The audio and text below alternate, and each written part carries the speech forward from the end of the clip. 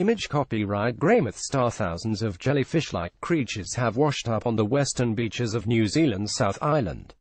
Known as by-the-wind sailors, they are related to jellyfish and common in the waters of the Southern Hemisphere.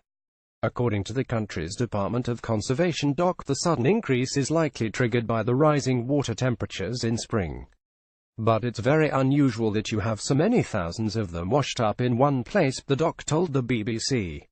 It's a common species around the west coast and around NZ, and they do wash up, usually in the tens or hundreds, the department's marine specialist Don Neal said. Known scientifically as velella, they consist of a flat, hard plate with a little sail formation sticking out vertically. That's really just a way for them to move around the ocean and get caught by the wind.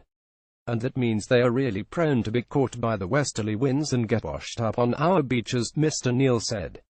According to local media, a large number of them washed up at Cable Bay, Nelson, and at Farewell Spit in recent weeks.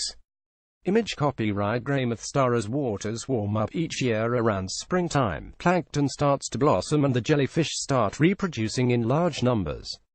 So a rise in the overall number of the by-the-wind sailors is quite common at this time of year, but the thousands washed up on the beaches remains very unusual.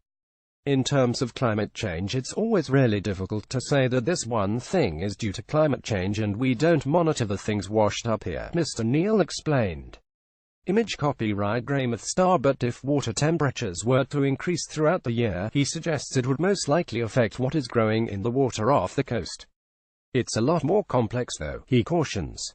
These things also depend on what happens to the ocean currents, so it's not just based on temperature. It's all part of a jigsaw.